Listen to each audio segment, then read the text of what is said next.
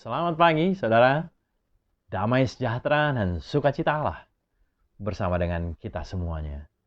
Kita kembali di Devotion from Home hari ini, dan saya hendak melanjutkan seri yang kita sudah mulai minggu lalu, yaitu mengenai Christ in us, Kristus di dalam kita. Ayat besar dari Christ in us ini adalah dari Efesus 2 ayat yang ke-10.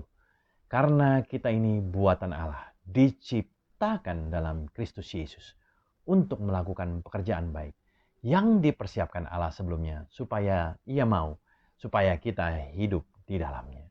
Kita ini buatan Allah, diciptakan dalam Kristus Yesus. Jadi saudara, ada sesuatu yang Tuhan taruh di dalam kita. Sama seperti sebuah lukisan. Lukisan bukan hanya sekadar lukisan, tapi berisi dengan begitu banyak warna-warni yang ditaruh di situ, sehingga menghasilkan sebuah lukisan yang indah. Ketika kita diciptakan oleh Tuhan, Tuhan menaruh hal-hal yang dari Tuhan di dalam Kristus Yesus, dan Dia taruh di dalam kita. Minggu lalu saya bahas mengenai huruf C, yaitu His calling, panggilannya. Dan hal yang Tuhan taruh dalam kita adalah panggilannya, panggilan untuk hidup kudus. Bila saudara belum mendengar, saudara bisa dengar melalui link yang tersedia di atas. Nah saudara, hari ini kita akan melihat huruf kedua daripada huruf Christ, daripada kata Christ, yaitu huruf H, yang saya beri judul His Heart, hatinya Tuhan. Minggu lalu, ada seorang yang bercerita sama saya bagaimana dia baru pertama kalinya mendengar detak jantung daripada anaknya. Istrinya sedang mengandung 3 bulan. Dan dia terharu. Dan dia bilang, kehidupan saya sungguh dirubah. Dan merubah pandangannya tentang kehidupan. Dan hari ini kita melihat kehidupan seorang murid Yesus yang juga mendengar begitu dekat dengan Tuhan Yesus. Dan mendengar detak jantung daripada Yesus, sehingga mengubah kehidupannya dan juga perspektifnya. Di dalam Yohanes 21 ayat 20.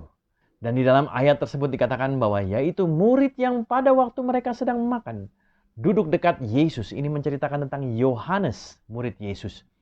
Di dalam terjemahan orang yang lain, dikatakan Yohanes begitu dekat dengan Yesus, sehingga dia bersandar di dada daripada Tuhan Yesus. Saudara, kalau saudara bersandar di dada seseorang, saudara bisa mendengar detak jantung daripada orang tersebut. Dan saya percaya, ini pendapat saya, Yohanes pada saat itu juga mendengar detak jantung daripada Yesus.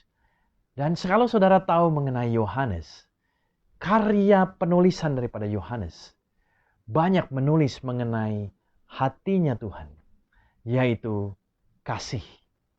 Inilah detak jantung Tuhan yang didengar oleh Yohanes. Ini terlihat di dalam penulisannya. Di dalam Injil Yohanes, Yohanes menuliskan kata kasih sebanyak 57 kali. Dan 46 kali di dalam 1 Yohanes, 2 Yohanes, dan 3 Yohanes. Yohanes menuliskan bahwa kasih bukanlah sekedar apa yang Tuhan lakukan, tetapi kasih adalah siapa Tuhan. Kasih adalah jati diri, identitas daripada Tuhan. 1 Yohanes 4 ayat yang ke-7, 8, dan 16.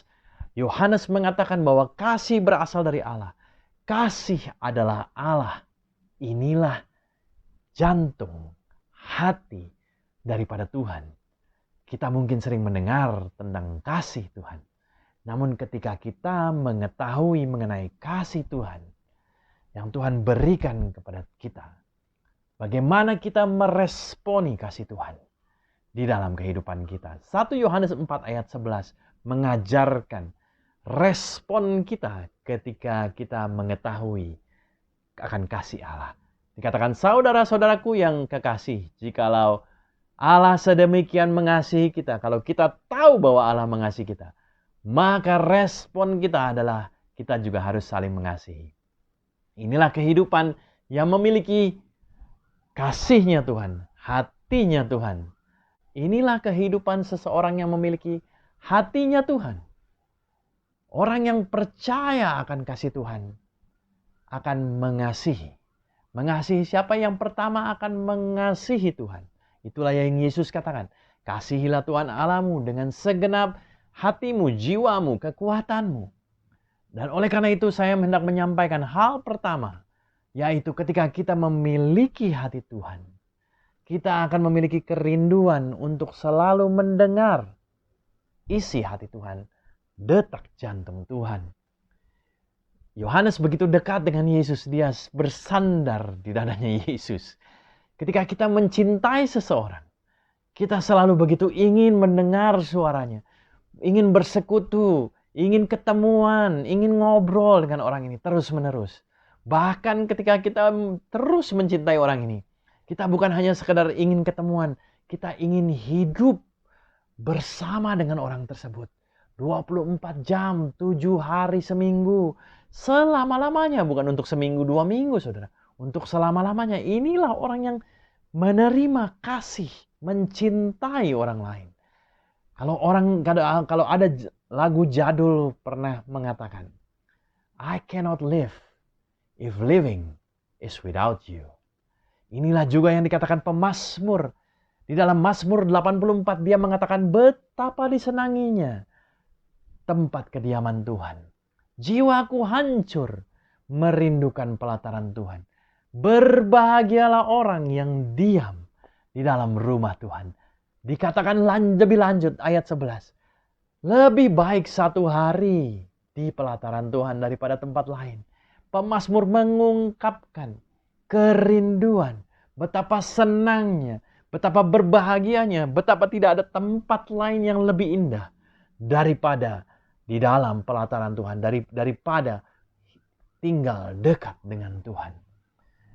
Alasannya dikatakan di dalam ayat 12 daripada Mazmur 84. Dikatakan sebab Tuhan Allah adalah matahari dan perisai, kasih dan kemuliaan. Dia berikan kasihnya. Dia berikan. Oleh karena itu pemazmur menyenangi, merindukan, berbahagia, begitu menyukai pelataran Tuhan. Saudara, hari ini bagaimana kita? Apakah kita merindukan pelataran Tuhan? Saya melihat kehidupan Yesus.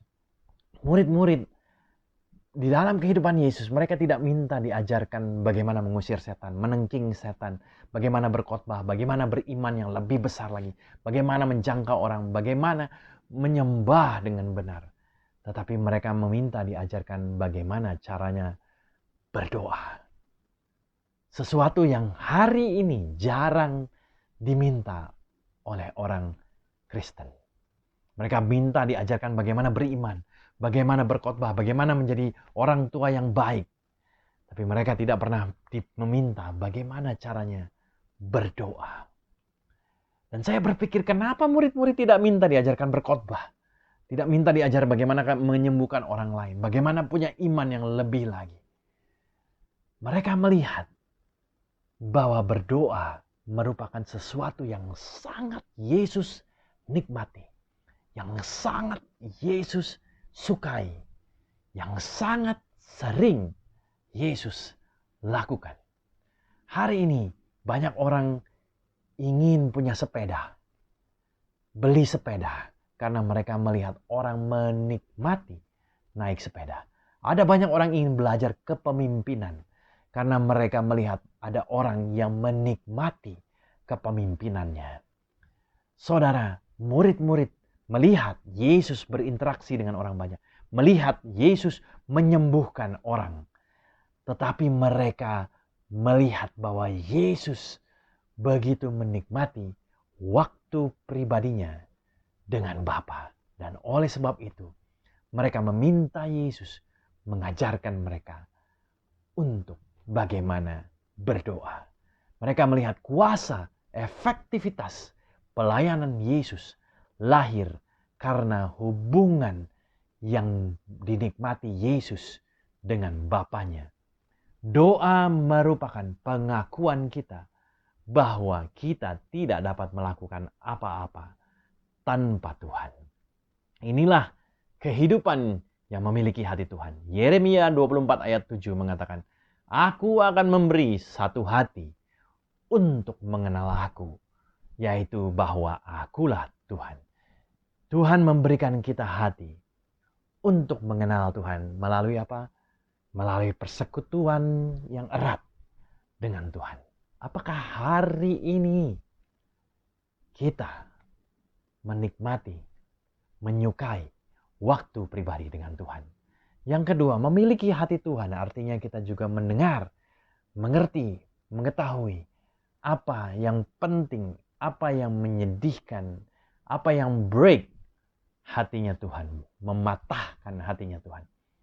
Di dalam 1 Yohanes 4 ayat 21 dikatakan, perintah ini kita terima dari Dia, barang siapa yang mengasihi Allah, barang siapa yang menikmati waktu dengan Tuhan, ia harus juga mengasihi saudaranya.